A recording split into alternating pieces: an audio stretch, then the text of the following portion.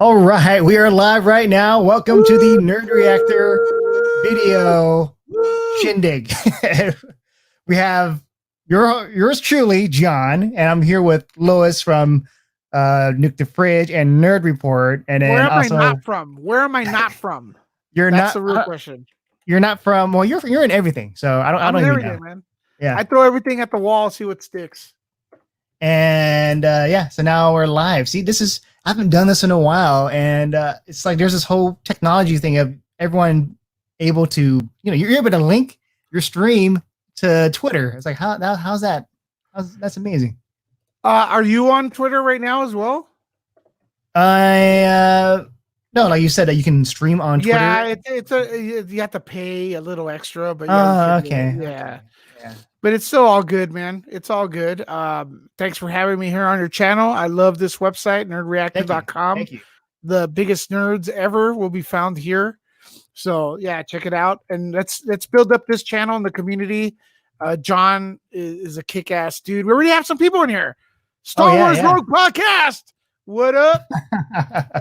Sadly, there was no link. Yeah, I'm sorry. I'm gonna tweet this out, guys. I'm sorry. First time. Stanley Thornton, Tiffany, how you doing? Chili's in the house. Finally, Robert's here. Sorry. John, take over this shit. This isn't my feed. You gotta take it over, man. No. You guys do it. I'm not like so tired. No, see, I'm like Robert right now, where he looks tired. Chill, I'm like, yeah. Oh, please, but this is called the quarantine entertainment under quarantine, and I think that's what everyone can do here. We can still have fun. We can still watch movies, streaming, Netflix. We can still play games, and we can, hang out with family. And maybe some more VR, right, Lewis? I know you love the VR stuff with your son. Yeah, he's been a little under the weather, but he's getting much better right now. So I'm gonna start hitting that VR. But the thing is, by the time I start, getting really, really into it, I have a feeling everything's gonna go back to normal. So, we can't play as much. Oh, you think it's gonna go back to normal soon? I actually do. Maybe I'm being optimistic. You are. Yeah. Well, because I think it might. We might be on a hiatus like in the next month, maybe. I'm hoping everything just blows over and the numbers die down, and we can go out there and we can watch movies in the theaters again and do all that fun stuff. But and next week I'm gonna be nervous. if it's like there's no end in sight by next week, I'm gonna be a little bit nervous because now I'm gonna be starting to think, hey man, like how am I gonna make a living and stuff like that? And human nature, you need to work, you need to be active. You hear the stories a lot of people pulling old people out of work to retire, and they only last a few months after that. And you have to work. It's part of our DNA. Not overwork, but I'm saying you have to have something to do. Staying at home and stuff, you're gonna die slowly. What do you think, Robert? I want everything to go back to normal because it has affected my income to a degree. Shit. You have, yeah, because of your the music stuff and the playing and different venues. We were scheduled to do. We had a lot of stuff lined up for April and March, and everything was just went away. And I don't think most of those are going to be rescheduled or postponed. I think they're just canceled. So, So for you guys joining in, Robert, he likes to do the thing with the drums, entertaining the people, making them dance. Yeah, and so like you now I can't dance. Yeah, John can't dance now. I mean, I've been lucky that I've had a couple studio stuff, working situations, but it's not playing out in a venue. But the live stuff really hit me in the pocketbook, and a lot of my friends who actually make a living out of doing it. So I'm really concerned about them because I have a lot of friends that that's their full-time job is playing at Disneyland, playing clubs and events, private events, and it's all gone right now. So I feel bad for a lot of them, but hopefully once it warms up a little bit and maybe there's a turn for the better, and we'll get back to normal by late spring, summer, hopefully. Summer. Oh my God, that's a long time. Well, look, the heat waves we get, we need one of those badly, and the heat waves kill viruses. Viruses do not do well over 85 degrees or under. I'm not sure what 65, so they die. We need a massive heat wave to hit for like 3 weeks and bye and stuff. But listen, this is a great thing for me, at least. I'm appreciating the things that I took for granted, like simply just going out for a jog or going to the mall or going to Frankenson. Yeah. We learn to appreciate it. Did I ever go to the mall? No, you're still going to the mall right now? No, I can't. Even if I wanted to, bro, I can't. They're all shut. No, listen. This is my stance. I know a lot of people get upset at me, but the stats do not scare me because it looks like very few people, thank goodness, very few people get affected by this. You're more chances you get the flu and pass away. I had a massive flu like 3 years ago. And that strain was killing off people. I was shitting a brick. I was scared of that. But anyways, I'm still taking the suggestions from the experts. Mm-hmm. I'm not an expert, but the numbers, in my opinion, do not show enough to make the panic. It doesn't merit the panic that we're in my opinion. But that being said, I'm shutting the doors. I'm not going out, baby. Yeah. I'm not taking over risk. Yeah, I know you have your opinions on that. And what is it like being on the receiving end of people just telling you, hey, man, you got to be more conscious about this and, think about other people? I don't, because I'm not going out. They have no right to tell me anything. I'm actually being more quarantined than most people out there. They have no right to tell me that. They have no right to judge. I've been doing entertainment for a long time. Been called everything in the book. I don't give a shit. Call me anything. Just call me in time for dinner. That's my philosophy. Oh, you're inviting me to dinner after this whole quarantine thing's over? Hell yeah. I don't know about you. You eat a lot though. I do. You eat a lot.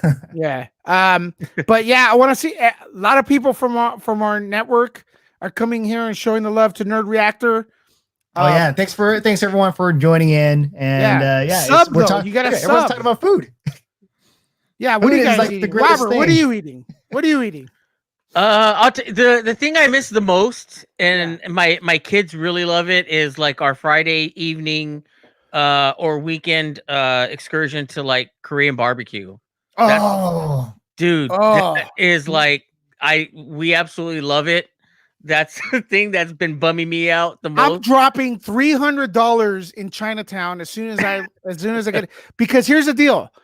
The restaurants that are getting hit the most are in Chinatown. So we're going to friggin' go over there and drop the big bucks over there. I don't give a crap if it breaks my... People need support. Go out and buy more comics. Go out and buy more at the restaurants, local restaurants. If you buy stuff, try not to make it Best Buy or those big ass corporate places. Hook up the small guy. But don't just say it. Do it. You know what I mean? A lot of people hurting out there, and there's a small guy. All right, there we go. The biggest news today that I was excited about. I don't know if you guys heard. They're making a new Half-Life game. Half-Life. Oh, I've never even played it. But even if you haven't played the game, you know that people are excited about like Half-Life 3, right? You've seen those memes where it's like, oh yeah, this equals this. That means Half-Life 3 confirmed. Yeah, the zombie one, right? It's like kind of like post-apocalyptic or crazy science experiments happening. You play Gordon Freeman. That was the news today, right? Yeah, that was the news today. Yeah. I gotta tell my son because this game right here. He's part 2, I guess. I believe he was obsessed with part 2, and there was a theory that they were never going to make a part 3, right? And people were like kind of bummed about it. Is that a theory? Is that right? Yeah, people keep wanting a part 3 to happen because after Half-Life 2, Valve, the developer, they just they have Steam, and they're focused on making Steam like the platform for PC gamers. And everyone here, I think, has Steam, right? I have Steam. I absolutely love it. As a matter of fact, let's play some of it in a few days, please. Half-Life 2 at least. I have it. But yeah, so now the new game's coming out, but it's not part 3. It's going to be taking place between 1 and 2. So some people are upset about that. But on the plus side, if you're a VR fan, it's going to be a VR game. Oh my gosh, that is awesome. And they released some screenshots. And the Quest? I'm not sure what it is yet. I didn't read up about too much into it. I just know that Microsoft, HP, and Valve, they're teaming up to introduce a next-gen VR headset. So I don't know how next-gen is going to be, but I'm guessing it's going to be more powerful than what we have now with the Oculus, with the Vive. And so graphics are going to be better, one-to-one hand motions and all that. Standalone? I'm not... Like the game's gonna be like by itself, but you don't. No, but what I'm saying is the Oculus Quest has revolutionized it. I don't think we're gonna need a PC anymore. Honestly, hopefully it's standalone. Yeah, but I don't know. It might need a powerful PC if they want to. Dude, you can put powerful stuff in your eyeballs right there in the Oculus. Oculus Quest is pretty powerful, man. Oh yeah. And with that, like. Gaming stuff. You have other, gaming news. People, Animal Crossing, Doom Eternal games are still coming out. People are still buying them, so people can still play video games. Unlike movies, where you have to kind of go to the theater, and now movie studios are releasing the movies earlier on digital. And what was it? The recent stuff like Birds of Prey is coming out soon. Oh yeah, all the stuff that's coming out on digital right now. There's still the economy is not 100% dead. They're still strategizing. Next week I believe it's next week, we're gonna do Sony got a whole contact with me. I know Matt loves Sony pictures, right, Matt? Sure. Was that sarcasm? Yeah. So it depends. I want to invite you guys. I want to invite you guys and gals. On Nerd Report, we're going to do a viewing party. This is going to be sanctioned by Sony Pictures. This is the first time I share this news with you. I just got the email. We're going to have digital codes to give away. We're going to be watching it and commenting throughout the film. I believe that's going to be next week. So stay tuned for that. I want to invite everyone here. Wait, for which movie? Which film? Bloodshot. Okay, so I should not watch it then until next week? Or... I would not. It's up to you. I was going to watch it tomorrow. I've watched it twice, so it's up to you, man. Okay. Well, does it come out tomorrow? Damn it. Yeah, actually, I could. Yeah. I think you can download it right now. But does it come out tomorrow? Supposedly tomorrow, but like it's. Let me double check my email because this could be tomorrow. Listen, I'm pretty sure. Wait, why does that have to be Bloodshot? Why can't we just do a Netflix viewing party and watch, the latest show? Well, we could do that too, but we got to reach. They reached out and they're gonna hook up the website. They want to partner up with us. So okay, you can. Wait. So what are you getting out of this? That information's. Yeah. So you can buy it right now. You can get the 4K UHD for $20. Yeah. Through Fandango now, you can get the HD for $20 or the SD for $20. Why in God's name would you purchase like anything other than the 4K in $20? I mean, my God. Because people don't have 4K yet. DVDs are still hot sellers more so than Blu-rays. I still don't have a 4K TV. I have a 4K TV, and honestly, I turned off the 4K, and I think things look better. I have a 4K TV. What? I have a 4K TV. Well, I should say when it comes to streaming. So it's like for some reason, Disney Plus in 4K really mutes the image, right? It does. And so when I first started watching Mandalorian, everything was like really dark, and I'm like, oh God, like why? Like, did they shoot it this dark? And I watched it on my PC, and I'm like, no, it's fine. I watched it on my TV in my bedroom. I'm like, no, it's fine. Oh, let me go turn off the 4K. Also, that saves my data package. My God, that saves my data package. It's a huge difference. Oh yeah. So when you stream 1080p footage, it's about 1,500 megabytes for an hour, right? Mm-hmm. When you do 4K, it's about 15 gigabytes to 20 gigabytes an hour. Oh wow! So that's like, and you can't even really tell the difference. You can't even really tell the difference on it. To be fair, and unless you like, and well, you can't.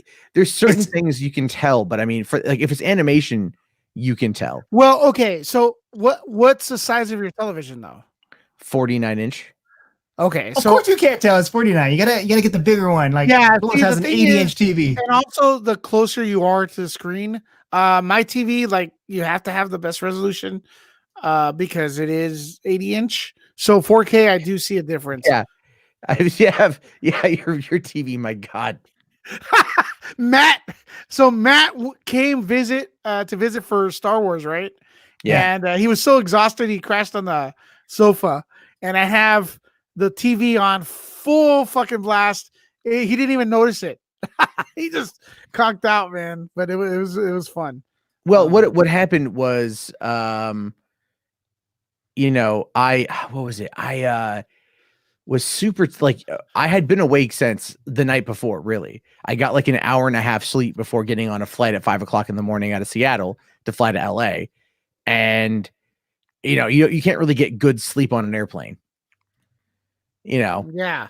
So definitely you can. But I got to LA about like 9 o'clock in the morning, and then I hung out and on Hollywood Boulevard waiting for Lewis to show up, and then we were kicking around and saw the movie and then went back to his place. It was like what I think it was around like 7 or something, right? Like it was around 6 or 7 o'clock. Yeah. And I'm like, let me just nap out for like an hour. And he had he had everything up so loud.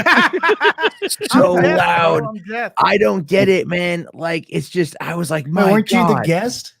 Like, why was it so loud in the first place? I don't know. It was like, he's like, oh, check out my TV. We were watching like A New Hope on Disney Plus, which looked really good. And we watched Mandalorian as well, right? We did, but I was awake for Mandalorian. Yeah. You know, I was like, we had gotten dinner and we had like done our reviews of Star Wars. And then we're like, all right, we're settling in to watch Mando and to watch Deborah Chow's direction before I had to fly out in the morning. And then, but anyway, it was so loud. I'm like, I'm just going to fall asleep. And then I just passed out on his couch, and like I didn't even hear like how loud it was. But I mean, there is no way you could not hear his TV at least 4 or 5 houses down on the street. There's no way. There's no way. Like I'm sitting there, like it was on so loud, and it was like 1:30 in the morning or something, and we were watching Mando, and it's just loud, and I'm like, dude, like I'm thinking to myself, like, his mom's gonna come out, dude, and like fucking kill us. No, because there's 2 houses here, so she's on the other side. But hey, I miss Mandalorian so much, man. I don't even want to think about it. Do you guys agree? Oh yeah. I don't know if I'm missing it. I can wait. Oh my god, can we? Oh man, I almost pressed the X. You can't remove me. I can remove you. I know. It goes the other way around. I feel like, damn. I miss the show so much. I really do. What was that? What just happened? Oh yeah, so Mandalorian. No, I can wait because I saw the trailer and I know we're going to be expecting. We're going to have a good time. And Dave Filoni, hopefully, I don't know if I wasn't a big fan of his episodes, so hopefully this year he can knock it out of the park and make it awesome. Yeah, but he still did the first episode, which was really good. Oh yeah, I just watched it again the other day. That was him. Episode 5 had its problems, but it's also like, and it is the weakest of all 8 episodes, 100%. But it's still not bad. It's not great. No, but I think we get an idea of why he's never really been considered for live action films. Yeah. I think that's a telltale sign, and also his role as an X-wing pilot was that was rough. Oh, but I liked it with Deborah Chow and Rick Famuyiwa. That was also the other X-wing pilot. See, that's great. Oh, they were fine, but yeah, his delivery with his dialogue was that was a little rough. Well, I mean, it's a good it's a good fun time. Like, I mean, you clearly didn't like it because you don't like DC stuff, and this is more DC inclined. I like DC stuff. I was okay. I'm not really even a Marvel fan. I've always been a DC fan, but I'm just saying the director that they've had during this DCU block was I don't know, could have been a little bit better. We could have Well, went a different direction. I will definitely say this. I'm not necessarily the happiest that Bryce Dallas Howard is coming back for season 2, but at the same time, her episode wasn't like it had the tea drinking. I liked it. No, it was a good episode.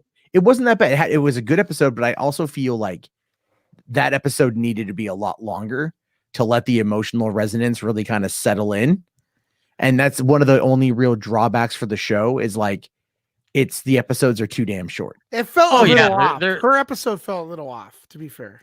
Because it was a big episode. I agree with Matt. Like if they extended the episode so that you care more about the villagers and more time for them to plan things, because everything just felt a little too compact. And by the time the bad guys, the villains come to show up, you're like, some people died, whatever. And then those 2 comic reliefs, I'm like, why are they here?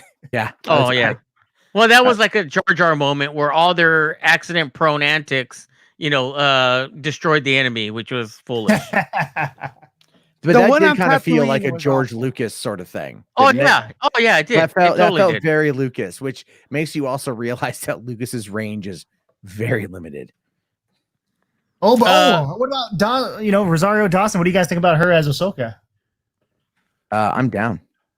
Oh yeah, I think we've all collectively said that. Yeah, we're excited to see her as a Ahsoka. And then Click My Vid is asking, so will he, I think referring to Filoni, direct first episode with Rosario Dawson as Ahsoka? I believe so. I would say because that's his creation, that that's definitely like something he would do. And so I think that would just be the best course of action. And then also, I think Favreau is going to do. I think Favreau is going to do the pilot or like the season premiere, and that's what I think is going to happen. And then we're going to see a bunch of people. I know Deborah, but I don't think Deborah Chow is going to do any of the episodes. Oh, maybe she has to be back for it. No, I think Deborah Chow's moving up in the world. I think she's going to be helming the Obi-Wan thing, and I think Obi-Wan's going to be a movie. But more like Obi-Nun.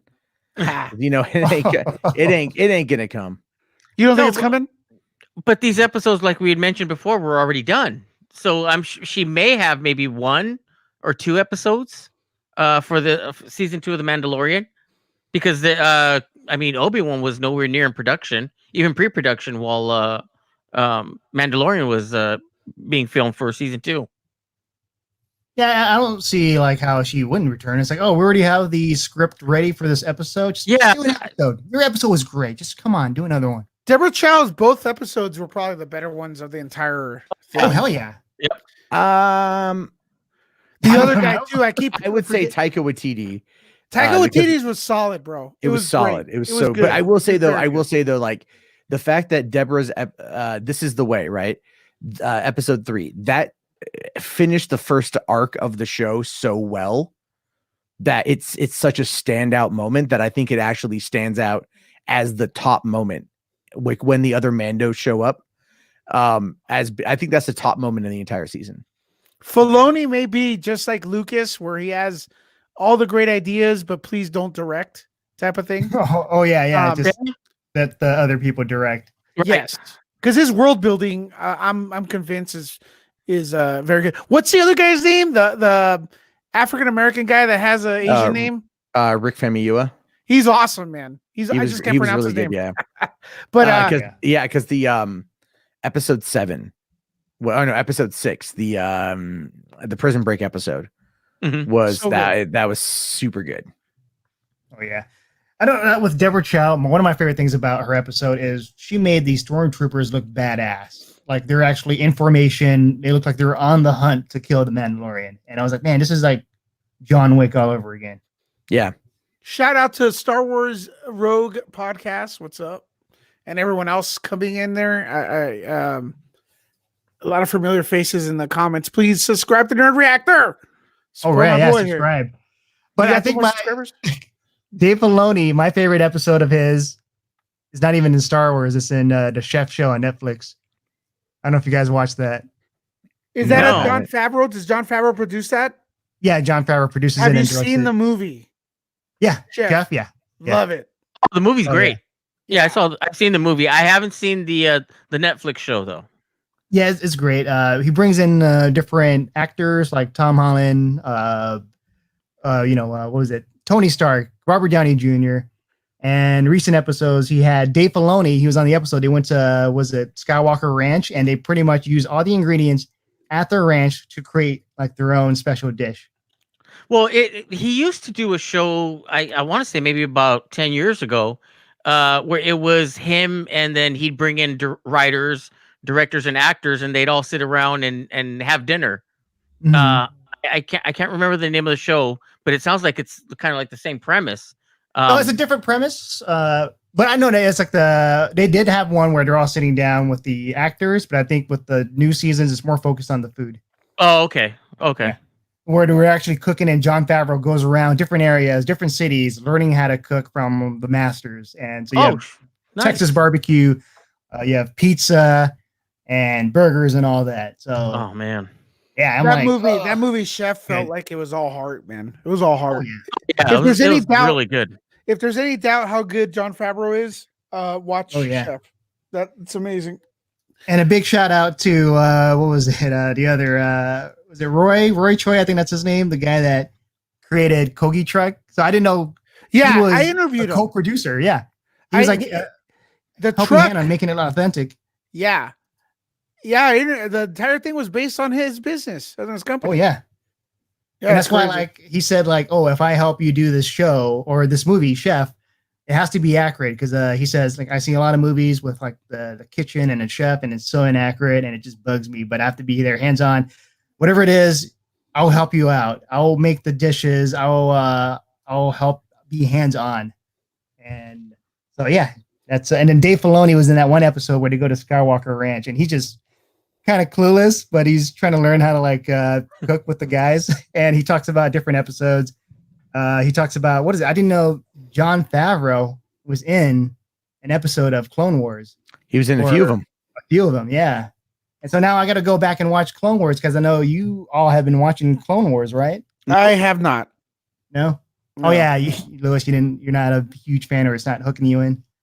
No. I mean, it's fine. I'm just like, I haven't had time to, but I will give you a quick story on Jon Favreau. Yeah. He's so talented that, he's a voiceover. He does voiceovers for animation. He's a director, actor, writer, all around cool guy. If you ever see him, he'll approach you, talk to you, and you'll feel right at home with him, like one of the buds.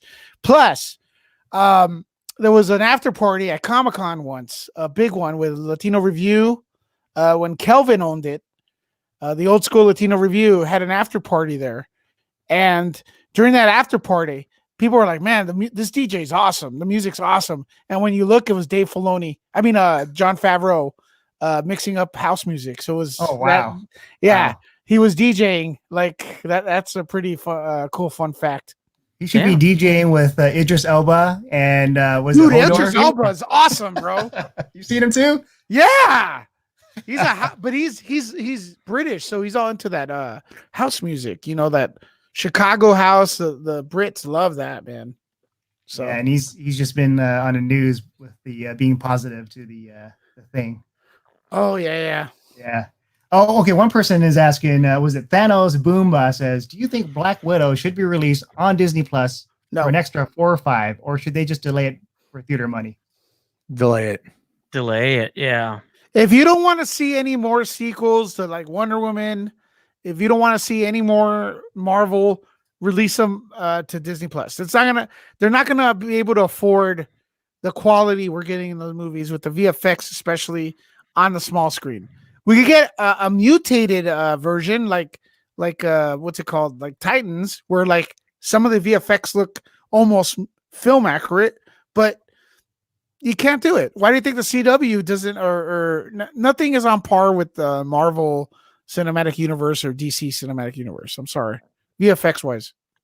Yeah, it's better just to hold on to it, postpone it, and then do the full theatrical release. I think that's going to be one of those movies that you really want to see in a theater. You don't want to just reduce it to just being at home even though not all of us have like an 80-inch TV like Lewis. Party at Lewis's. Yeah, exactly. But yeah, that's the thing. If they charge $20 for the pay-per-view, I'm inviting Matt. I'm inviting John. I'm inviting Robert. They're friends and family. It's not really going to be worth it for me to pay the $400 to fly to LA just to watch Black Widow early. I mean, it's the gesture of the invitation, though. That's what it is. Sure. Yeah. But you did it for Star Wars. That was different. That was Star Wars. So Star Wars is definitely the priority for you over Marvel. If I'm being honest, I'd probably suck your dick for Star Wars early. I'm just saying. I'm just saying. John. Poor John. You know, he's like, man, we've been demonetized for that. actually, here's the weird part. He could say that. You can say that, really? Yeah, not get demonetized, right? You said that before? Yeah, bro. Because you wanted to go down on. But if you say that, dude, I want to go. Yeah, I say that all the time. I say, please, Matt, please. But as far as like, you can't mention the Bud Light disease. Yes. You know, that will demonetize you. But they're actually changing that policy now. It's a nonsense. It kind of makes sense on YouTube's, behind the scenes, because it's a controversial topic, and with ads, you're like, oh no, I don't want them talking about this. I don't want my ad associated with that. But it's a thing now. It's affecting everybody. So why you have to talk about it? Have you heard anyone like really like making money off that, like, and spreading like crap on YouTube? No, I've heard a lot of stories about them taking stuff down. Yeah, that I understand. Yeah, and then they were like, initially they were like, we're gonna allow some YouTubers to talk about it and monetize it. But I guess they're having more leeway now, where they're allowing more and more. Well, you can't really like it's a global thing. Yeah. There's nothing it's everywhere. So to sit there and demonetize it is just going to, the thing is, even right now, YouTube sucks right now. Like I look through when I go out and I do deliveries, I was like, oh, let me look through, see what people are doing. Like, it's nothing. And I'm like, nothing I really care about. All right, let me listen to early 2000s gutter punk again, or like, where's the Hoobastank channel on Sirius? The Hoobastank channel. So I listen to Hoobastank. I listen to this channel called Turbo, and it's all like rock music from the 90s and early 2000s, and it's like, oh man, I remember my interview with Hoobastank at a red carpet. It was, if I were to watch it now, I would be like, man, why was I so stupid? But I was just asked him, where have you been? What's going on? Because I haven't heard anything since. Was it Crawling in the Dark? Is that the song? Yeah. So what I've been watching, actually, because I've taken the time to catch up on my side hobbies. So I've been, fixing the turntables and stuff. I've been watching Insomniac, the channel, with the EDC and stuff. They've actually, check this out. So they're playing 24 hours a day. They're showing all their old festivals live. Well, they were live, but the feed is live from stuff from Vegas, Mexico, which is awesome. You get to see a lot of people dancing, great music. And also the guy who owns the company, Pascal, has this room somewhere in Hollywood where he's inviting DJs to just mix and like it's an all mushroomed room, all designed all crazy and stuff. And it's crazy because between DJ sets, they clean everything to make sure everything's there's nothing toxic, no what virus anywhere. So I've been listening to music and stuff like that. That's what I've been doing on YouTube. Oh yeah, what is it? Tiffany mentions was it TikTok? TikTok is the new thing, and I have just recently created a TikTok account, and I'm surprised by the views. So I got to do more of those. I feel like I'm too old for that. Yeah, you are. Yeah. Yeah. I don't think anyone's ever too old. Imagine when YouTube first came out, you're like, why would I want to do a video blog and have a camera point? Well, I'll tell you why I don't want to touch TikTok, because it was previously Musical.ly, right? Yeah. It was that app, and it's totally owned and operated by a Chinese company, and there's so much data mining that happens as a result of that. So I know these young kids don't care about the data mining, but all things considered, it's like, no, that's one of the darker elements of TikTok. Plus, god damn, so much of this stuff is so stupid. It's like Vine, but if Vine had herpes and coronavirus and AIDS and it was Mormon at the same time. John, I send you a private message on this feed if you want to check it out. Okay. Hey guys, I gotta call it a night. I gotta get the kids. I gotta get ready. Actually, going back to work tomorrow. So, hey, that's good. That's good news. Yeah. Robert's going to work. He's going to work during quarantine. He's going to work, doing his job. Let's shame him. Once I leave. Yeah. All right, guys. That's what I wish. I wish I had the 2 weeks off like everyone else is getting. Before you leave, Robert, you want to plug anything? Besides Matt. Oh God! I just took a huge crap, so I am empty and ready for the film. Wow! Jeez. Do you have toilet paper? Oh God! I'm actually running low on TP. I have to figure out where to go get some. I have a feeling the stream's gonna get better in a minute. So it is gonna get better, unfortunately, when this other guy comes in. But yeah. Nuke the Fridge. I write for Nuke the Fridge. Also Nerd Report, and you can find me on Instagram at Swinging Eighth Note. Robert Garcia. Hold on. Could you make them real big on the screen, real quick, John, for me? Oh yeah. Let's see. Let me see if I can work this. Since we're we love to talk crap to each other right now. Make them real big. Okay, Robert. Yes. You write for Nuke the Fridge. When was your last goddamn article? I used to. Bastard. I'll open the laptop again. Copy and pasting that WonderCon shut down is not an article. It was not a copy and paste. I'm just messing with you, bro. That was real. I'm just messing with you, man. All right, brother. Thanks for coming in. I'll see you soon. All right. Oh look, Jeffrey just showed up. Hey Jeffrey, how's it going? Hey, they're me. How is it? How are you? Hey, what's up, everyone? What's everyone talking about? It's a pleasure to have me. My name is Jeffrey Harris. I interviewed Jericho, and you didn't. What, you really interviewed Chris Jericho? Yeah. Yeah, it's all When out was there this? now. Last week, actually. Oh wow. I'll send it to you. Oh wait, so the real Jeffrey, you interviewed Chris Jericho. Correct. Oh my God, yeah, send it to me, please. No, he's cool. I like him.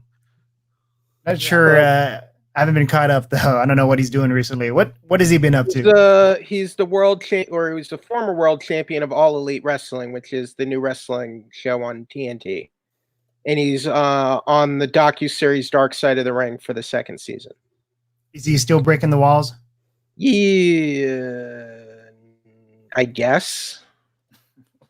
That's not his theme song anymore.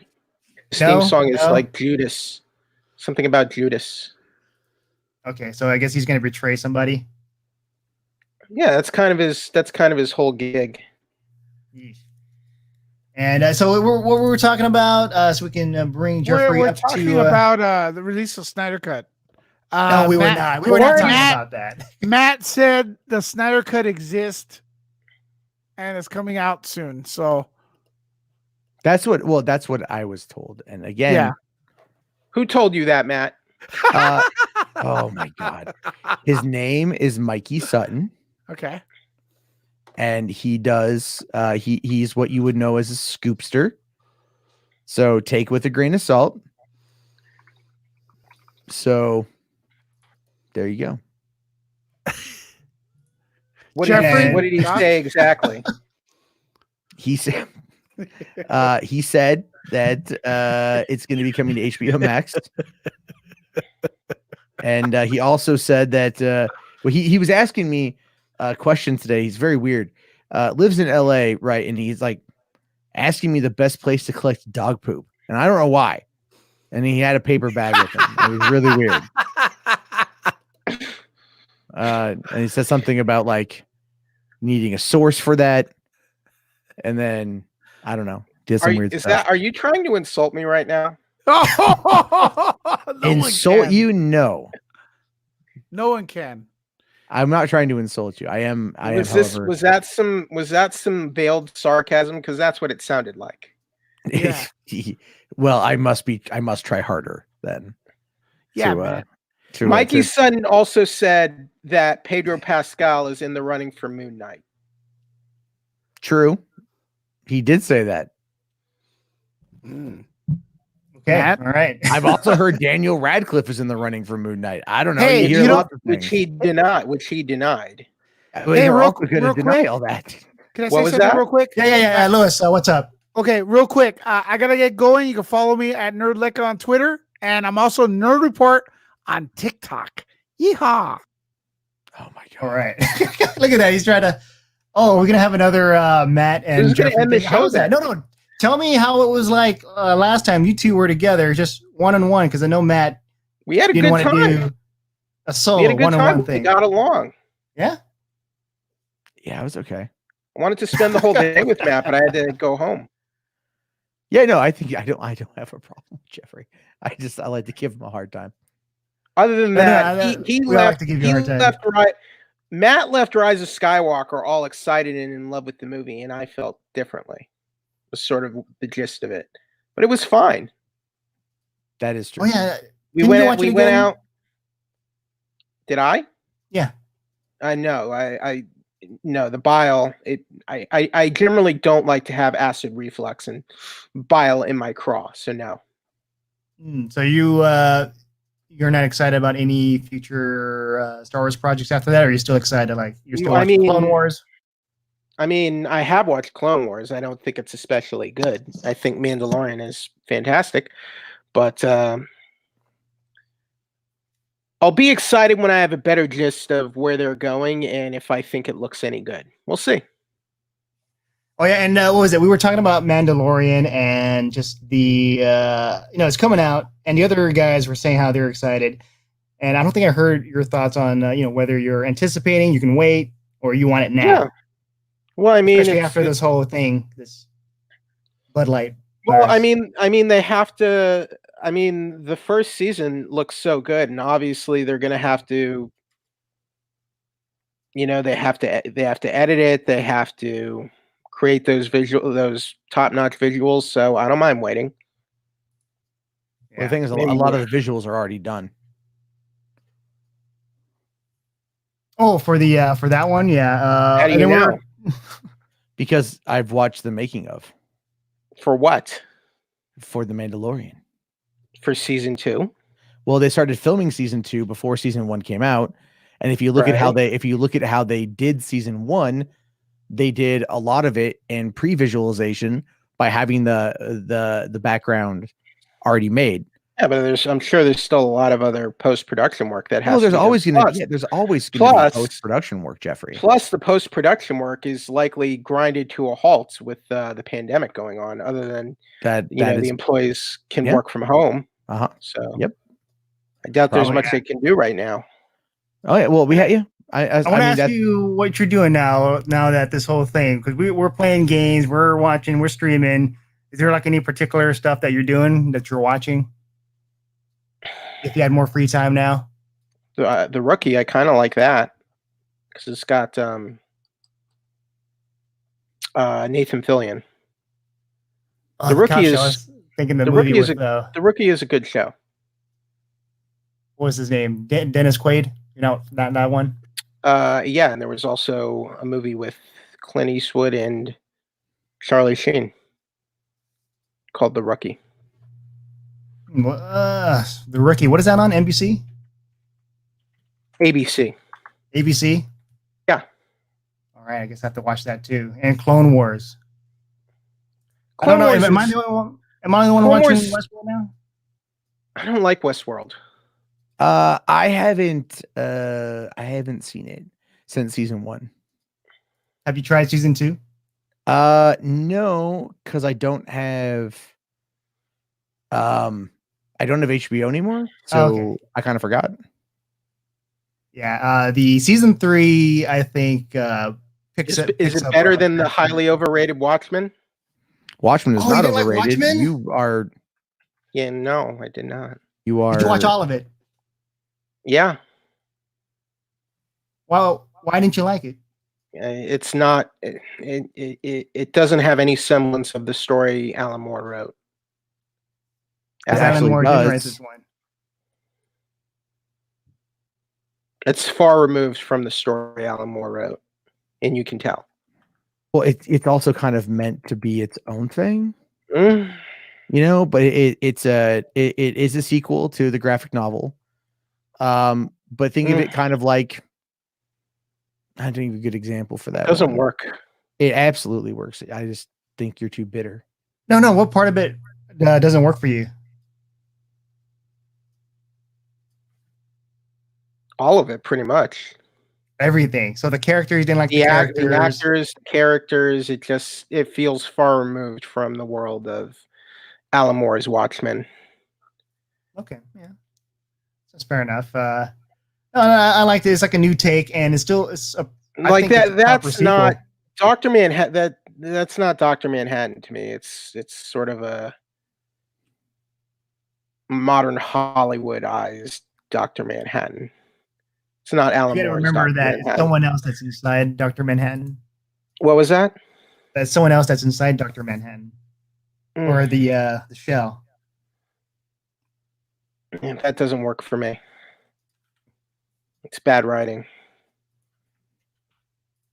That means you're not excited for any HBO shows then. I mean, what does HBO have going for it? A Game of Thrones prequel? That they did have a Game of Thrones Easter eggs in Westworld season 3. Why? Because it's Westworld. Like what? I'm confused.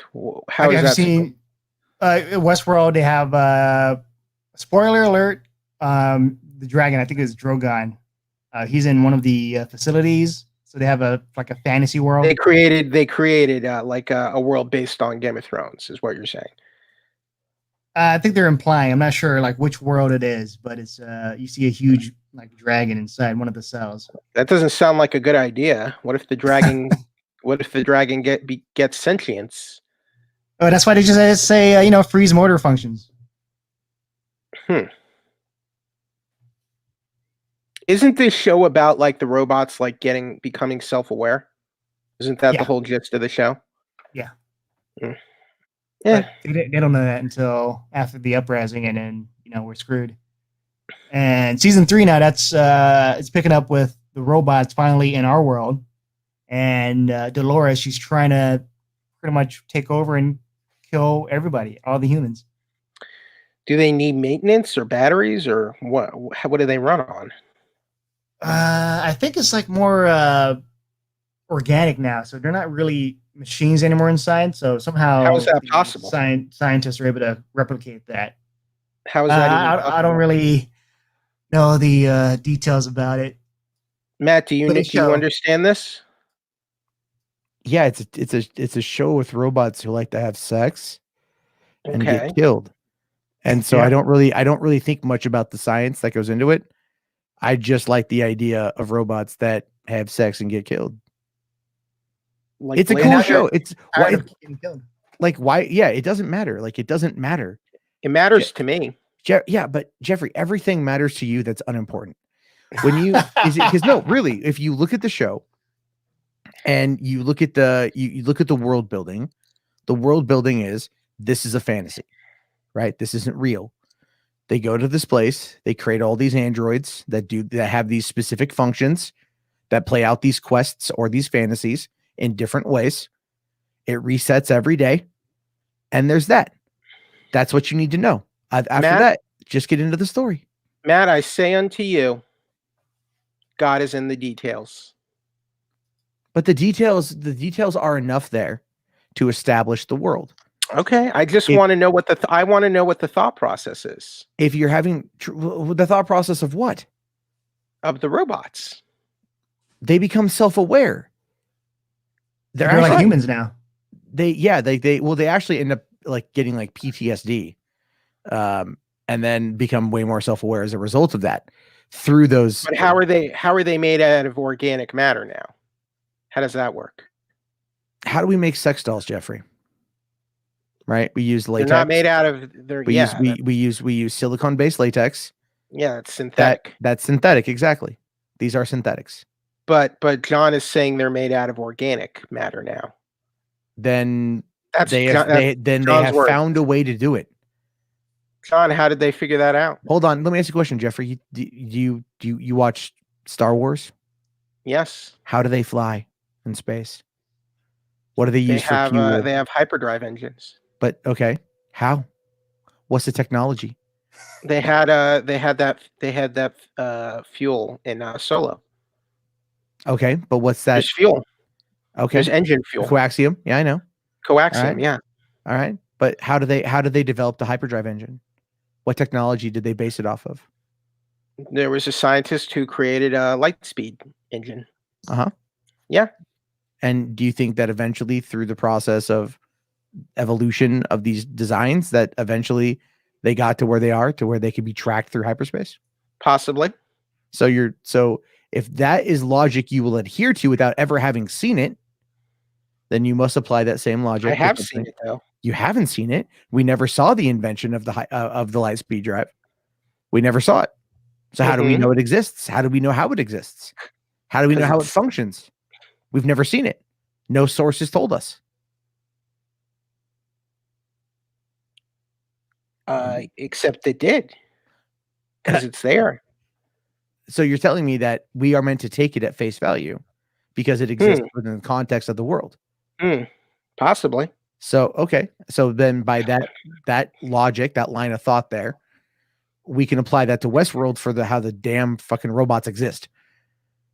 I'm just asking a question. No, you are looking for an answer that doesn't exist. That's the difference. You can ask all the questions. How do you know it doesn't exist? Because we haven't seen it within the context of the show. Therefore, at this point, it is literally Schrodinger's cat. It is. Either it exists or it doesn't. And in this moment in time, both answers. Well, John, is what Matt is saying correct? Yeah, there's things that are explained. All you need to know is that in Westworld, there are scientists that create these androids, these hosts, and they can live out their days, and they do maintenance on them whenever they're killed, but they're self-sufficient enough to be able to just move about and enjoy life's pleasures, including sex. In other words, Matt is lying. Matt is wrong. I am correct. I win. No. Because you're not getting John just gave a better explanation than you did, Matt. No. Matt's trying to explain why you don't need to explain every single minutia for everything. You just provided the minutia.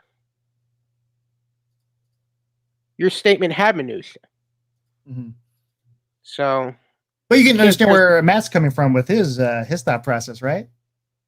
Not anymore. Not anymore. I just want look. In order for me to suspend belief, I need a little bit of information to go on, and I can fill in the rest. But I need some information at least. Yeah, but you've seen the first season. Correct. I've seen part of the first season. So part of it. So you've seen the scientists work on the androids, and you can just assume that these scientists know what they're doing. But you're saying now they're not robots anymore. You're saying now they're organic. Whatever it is, whatever material they're using is better than what we think of robots with machine, metal, and all that. So it's more organic. You implied earlier that there was some sort of change with the robots. Yes. So now they're more organic. Yeah. Okay. Do you know what that means? Tell me. They're made with organic material. So that means they can be able to do more things like humans. Exactly. So that means they would have more organic tissue. Yeah. So that's different. That makes them less robotic. Mm-hmm.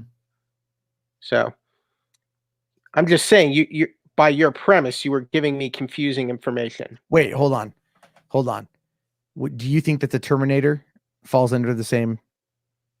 The Terminator, as Kyle Royce explained, it's a robotic endoskeleton with human tissue on the outside. Yes.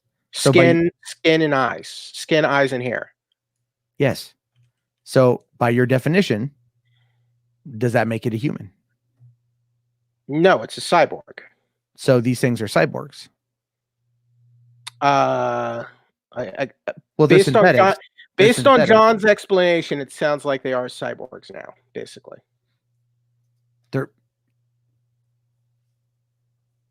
okay. Some kind of they're still like robots. They're still machines, still even though they're organic machines, and they're created by people. They're still like an AI inside. Yeah, but he's saying that they have organic material now.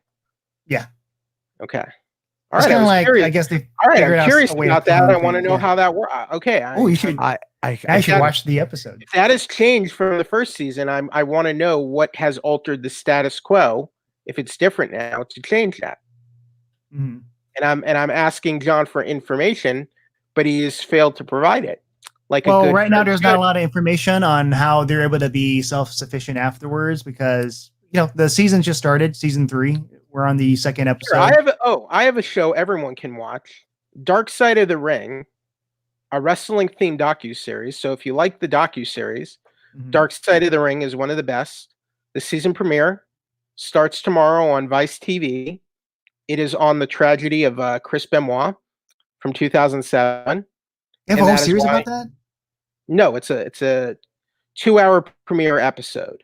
There will be various new episodes throughout season 2. It's a longer season 2 each episode will cover a different subject. The premiere just happens to cover Chris Benoit, just the premiere. So that is why I interviewed Chris Jericho, was for this amazing docuseries. So there will be infamous stories from wrestling's histories and tragedies. Season 2 is going to cover, besides the Benoit tragedy, it's going to cover the death of Dino Bravo, the death of Owen Hart from 1999, and also the infamous Brawl for All from 1998. So, going to be a great season. First season was sort of this breakout show, and season 2 looks like it's going to be really good. And John, you should watch it. Matt, you should watch it, and it will be available. If you don't have Vice TV, you can watch it for free on Vice TV's official website. And the first part of the season premiere for the Benoit episode is out right now.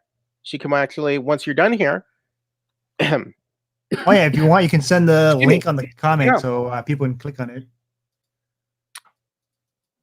I'm not a wrestling fan, so I will pass. But I appreciate I'm not a wrestling fan. I think even if you're not a wrestling fan, it's a very sort of a dark sort of chapter in wrestling history that I think people might find interesting. No, I'm sure. You never seen WWE? No, back in the 90s when I was a teenager. Okay. Yeah, but this is like true. It has a true crime element as well. So you're saying like people that aren't huge fans of wrestling, they can still enjoy it? If you like true crime, like this would be a docuseries. Because there's stuff with the mafia, there's stuff with organized crime, there's murder, suicide. There's a lot of interesting material like that in this season. Oh, so it's not just so the first episode is just about wrestling, right? And then everything else is like no, not at all. It's about what happened to this celebrated wrestler who murdered his wife and son before killing himself.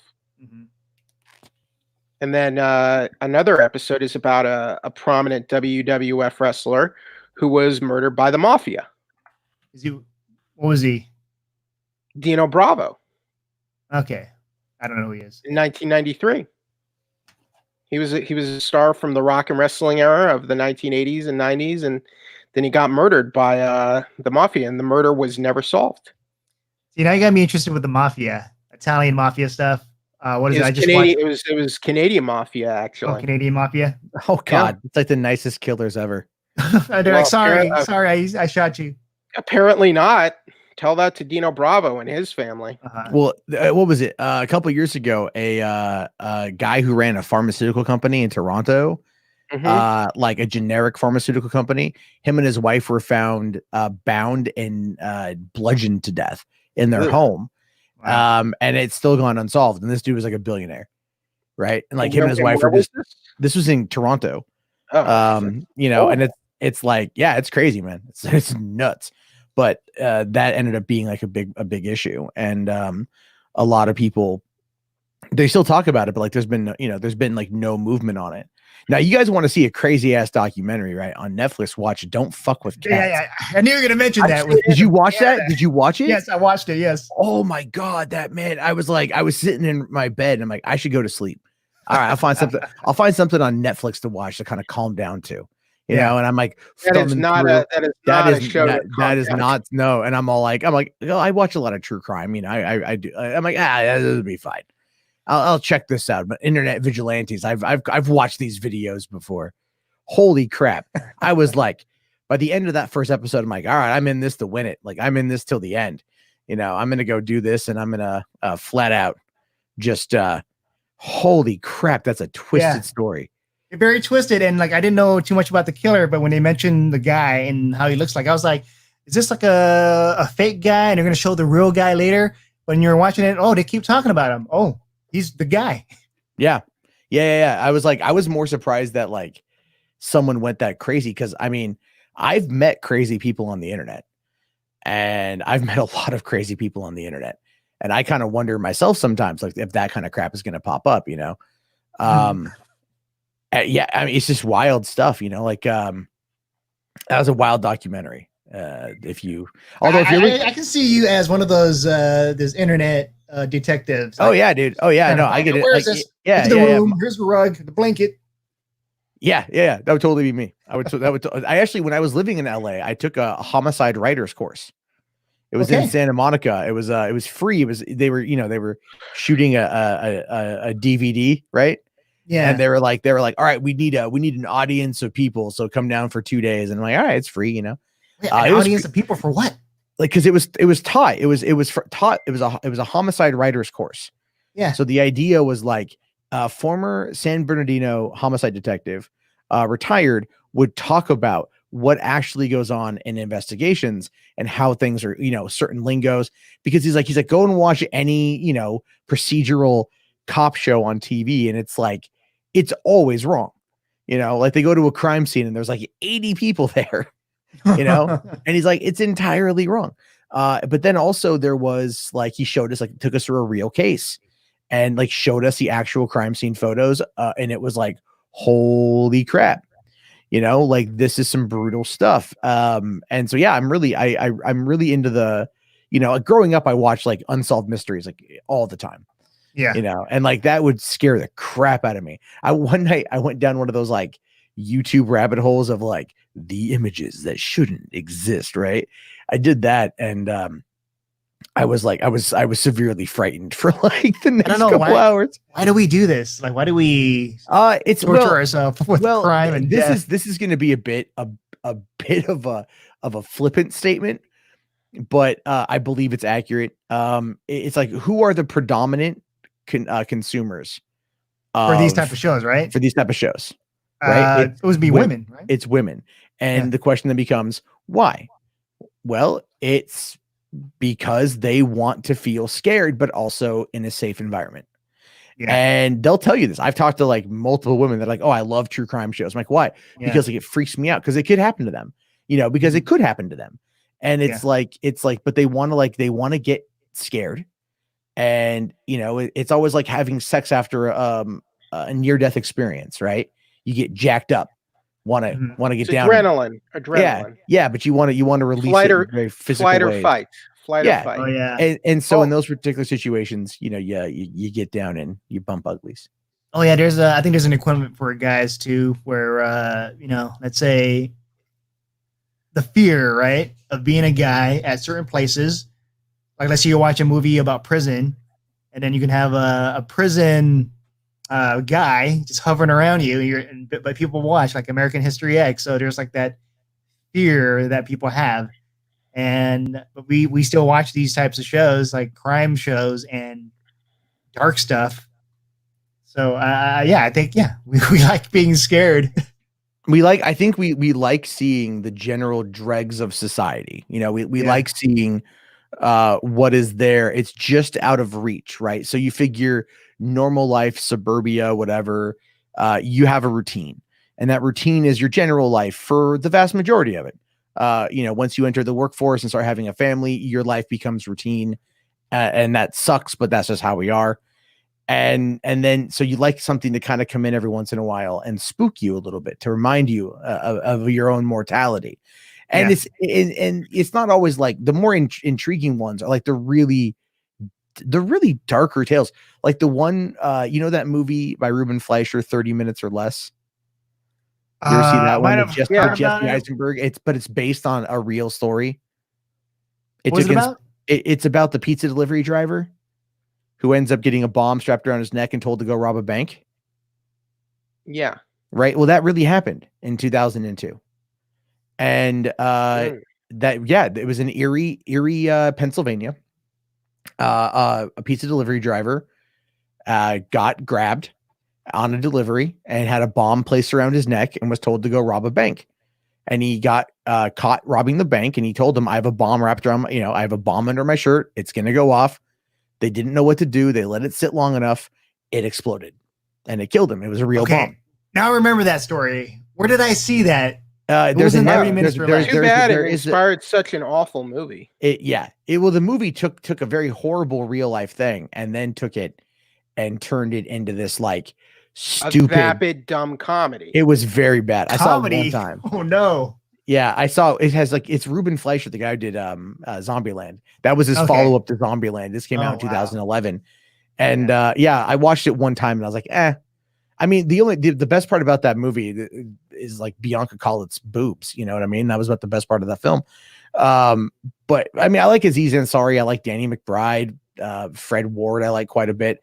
Good cast, but just such a terrible idea to put the film. And like Erie, Pennsylvania, like refused to play it. They just refused to play the movie. And I don't blame them, because what you find out was this pizza delivery driver was actually in on the crime, but he didn't know that it was a real bomb. Mm-hmm. And so like he got killed for, to get in to do this thing. He wasn't all the way there. Yeah, he wasn't all the way there, and he was easily manipulated by this group. Or mentally deficient? Mentally deficient. He was kind of like, he was a pizza delivery driver. These people came up with this plan. And he thought it was going to be a fake bomb. They put a real bomb on him and didn't tell him until after they did it. And so they're like, that's look, messed up. It is messed up. But the thing is, there was also no physical way for him to have completed the tasks they wanted him to complete in that time period. Like before the bomb went off, like they sentenced him to death as soon as they strapped it on him. That's horrible. It is horrible. Yeah. There's actually what's even worse than that. Like they were blaming it on, what was it? Black people. Cause it was like a white group. Was it a family? Right. Yeah. And they wanted to do a blame so that they would get away scot-free. And hey, it wasn't us. It was somebody else. It was like that. It was like that chick who killed her kids and then blamed it on the Puerto Rican. Oh yeah. Right. She drowned 2 of her children. Wow. And she did. She it was in a car. She drove them into a river, right? And then said that the car was stolen. And then they found the car and the 2 children were inside of it. And then she was like, it was a Puerto Rican. And then that kicked up a lot of anti-Puerto Rican sentiment because people were, there was a big issue. 2 kids were killed. South Park actually made fun of that. I think it was in the N-word guy episode. Oh no. so the N-word guy episode, you know the one I'm talking about?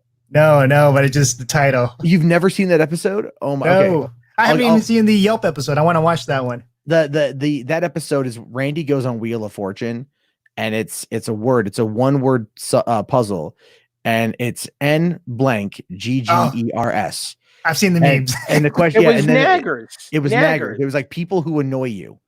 Yeah. Right? Is what nagging at me. Yeah, it was naggers, but he said the other. Oh yeah. So they started calling him the N-word, but they're saying it really. So the N-word guy. And then he ends up getting contacted by O.J. Simpson, the Ramseys, John Benet's parents, and Michael Richards. Yeah, and you didn't really do anything. Like it was somebody else, and it was so they call it out. But that sort of thing was what inspired that episode. And OJ shows up too, and so they really lampooned it. But that was one of the things. So yeah, people will find whatever they can to kind of cover up their own crimes. It's always kind of fascinating. Were you guys happy with what they did with The Walking Dead and Michonne? I haven't seen since season 5, so I don't. Did she? Oh, did I heard she, about the update. Yeah, where she's did she leaving. die or did she just leave? She's leaving the group. Okay. Because she's looking for Rick Grimes, because Rick Grimes was missing. Oh, and they basically and they set up the Michonne and Rick romance, didn't they? Yeah, they've been in a romance. Well, they were in a romance when he left the show. Yeah. So that romance just came out of nowhere for me. Like I didn't really feel it. I don't know. I didn't keep up with the comics. Yeah. So I don't know if they were going out in the comics, but yeah, it was a thing in the show. No, because I think like Lori and Rick hooked up in the comics, and then like Lori went out in season 3, right? Far before when her character was going to go. I mean, like they killed Dale in season 2, but they gave his death to somebody else, I think, in season 5. Right. So they mess things around. I do like the last episode I saw was Glenn on the dumpster. You know? Oh, that was the last. You didn't watch after that, where he got brutally. Yeah, no, I saw. Dilated. I heard about that. I was at Comic-Con like when they had the full wax statue. That was like the full display. That was really cool. With his head. No, because this is before. This was like right after the season finale or the mid-season finale, where they had all been like lined up, right? Yeah. And then they did that. They recreated that whole scene with Negan holding the bat and everything. It was pretty cool. Man, I was a mess after that episode. I was like, "There's a lot." No, that killed the ratings. It killed after that. It killed the ratings. Yeah, people it was so brutal. From what I heard, that people just stopped watching. It was just too much. And like, yeah, it's like you take a character who's been around since the second episode, you know, and he's a beloved character, and you brutally murder him in front of the world. Oh yeah. Great. That's what happened in the comics. And then also Abraham, which was completely unexpected, but wasn't he? No, he wasn't a new character, but but he was also a fan favorite character. Yeah. And you just take both of them out in a brutal fashion. Even my dad, hardcore Walking Dead fan, ever since then was like, he just kind of checked out. I don't think he watches it. He hasn't watched it anymore. After that, he's just like checked out. He's like, I'm just done. I can't do it. So I'm like, well, that's some crazy. How long can you keep this show going? I mean, a long time. But you know what's weird? Like that, people check out, right? But they don't check out after Game of Thrones. I don't even know where that show's going anymore. It's like real life where it just keeps going. Well, but here's my point. It just keeps going in circles, you know? Well, Game of Thrones had an end point. It did. It did have an end point. Walking Dead, they just abruptly ended the comic. Robert Kirkland he was like, all right, comic's over, and that's it. Like, just abruptly ended it. And everyone's like, wait, what the hell? Did you read the comic? I got bored by it. Did you read the last one at least? No. I just want to know how they abruptly ended. I liked Invincible for a long time, and then Invincible just got insufferable. I just couldn't stand it anymore.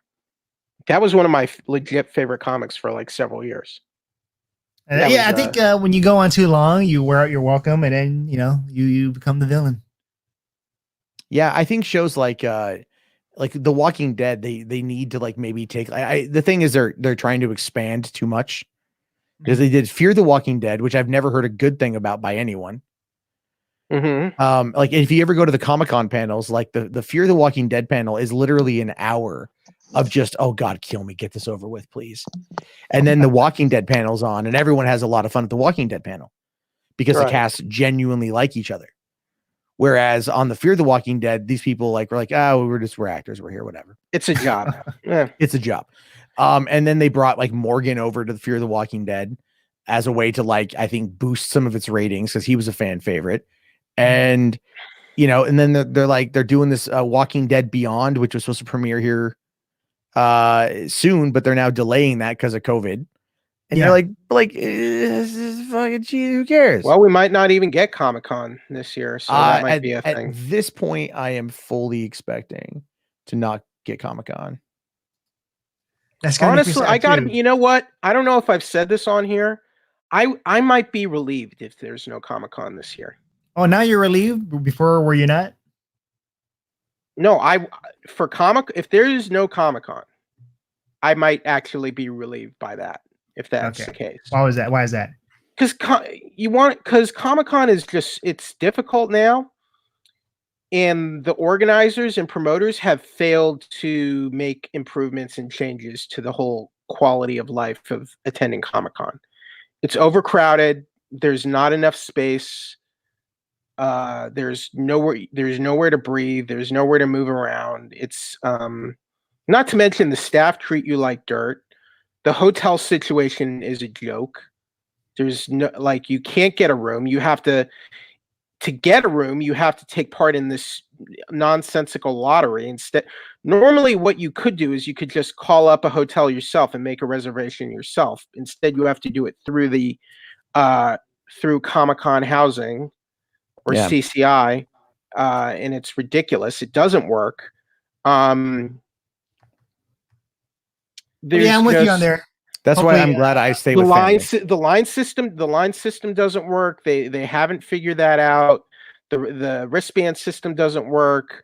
It's that's fucked me. Oh, that is absolutely fucked me. They have this sort of press cage area, which is sort of I was able to use it a little bit, but it's sort of, the way that works is ridiculous, and it's just.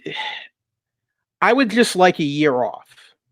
I'm not saying I would never go, but I would just like, I would like that's what I mean. I would like a year off if they were forced to do away with it for a year and I was able to get a year off. I would like, okay, I'd like that. Here's the thing. D23, they made genuine improvements to the registration process and the line process that Comic-Con never, Comic-Con. Hey guys, never I gotta bounce. I forgot I had to stream myself on my channel, so best wishes to your family. We're here for an hour, over an hour. I'm gonna cut the stream. You have an adorable little girl, Matt. Thank you very much. I will. I'll talk to you guys later on. Have some. All right, see you, Matt. All right, so we'll talk. Comic-Con. I was more upset about CinemaCon because I was going to get to go that for CinemaCon doesn't have a fraction of it's a fraction of Comic-Con basically. Oh yeah. Oh, yeah. So hopefully, I don't know. Who knows what's happening this year, but hopefully things get better. And we don't know. Keeps on trucking. A lot's still up in the air, but we'll see. Yeah. Yeah, I think we can end the show now, John. I will. So where can people find you? They can find me at Nerd Reactor on this channel, on Twitter at Nerd Reactor, the site nerdreactor.com. And where can they find you, Jeffrey? Twitter at Wheeljack83. You can find my reviews and articles and interviews at 411mania.com. My podcast is the 411 Wrestling Interviews Podcast. It is on 411 Mania YouTube. It is on 411 Wrestling Interviews Podcast on Apple Podcasts, Stitcher, Spotify, and Transistor. So give it a look. I have a new interview out today with Chris Jericho of AEW, former WWE superstar. So please give that a look. Thank you, everybody. All right. See ya.